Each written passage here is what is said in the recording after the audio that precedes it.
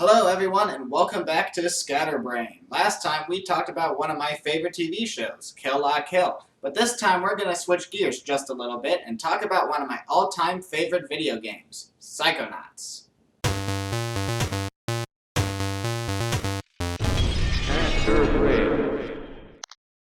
Psychonauts, which just recently celebrated its 10th anniversary, is a third-person action-adventure platformer created by the brilliant Tim Schafer and developed by Double Fine. You play as Rasputin, a 10-year-old circus acrobat and psychic who runs away from home to join a summer camp for other like-minded children, with dreams of becoming an elite psychic soldier called a Psychonaut. Eventually, evil plots arise and the brains of everyone at camp get stolen, and it's up to Raz, using his psychic abilities and traveling through the minds of characters to save the day.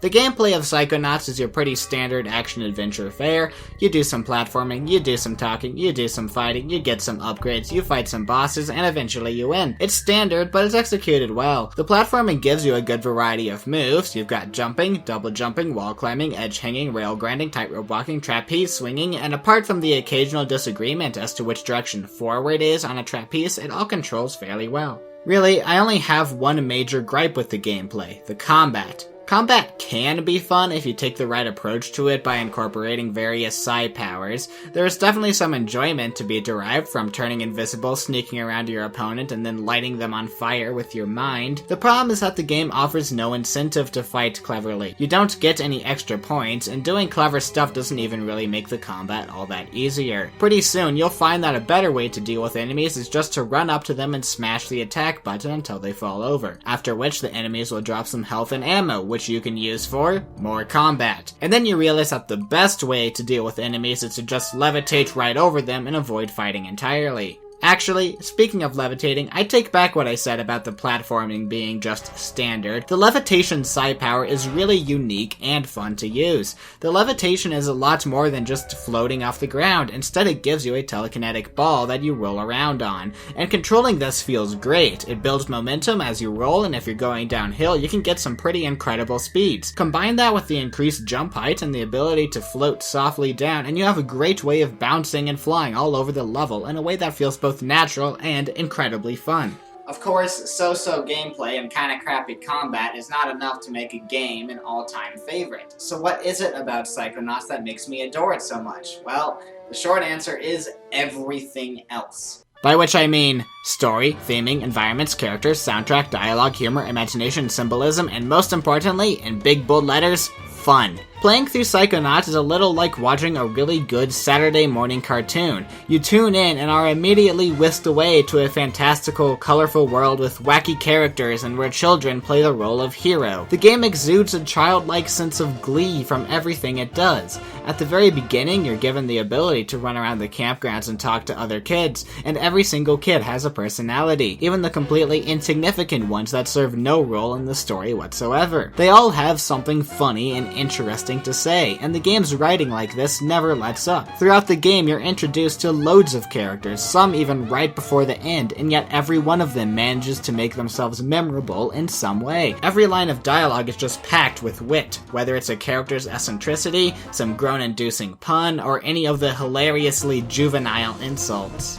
I've got the brain of a little girl back in my lab that's strong enough to power a whole army of Psycho-Blaster death tanks. Huh? What? You've got the brain of a little girl. I said in my lab. I think you've got the muscles of a little girl, too.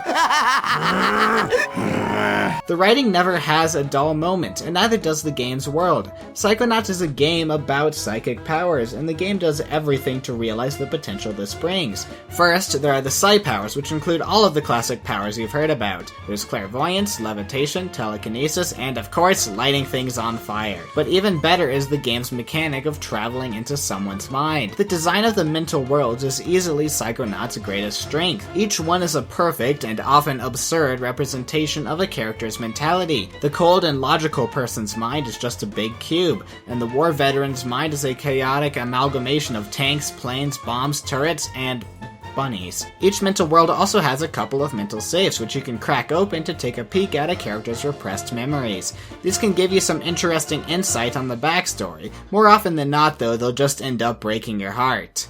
Anyway, after seeing a handful of what more or less normal minds look like, the game throws you for a loop. The last third or so of the game is spent running around an insane asylum, traveling into the minds of the patients and curing them of whatever problems they have. It's here that the game shines its brightest. They take all the classic insanities that we love to hear about and build a mental world from them.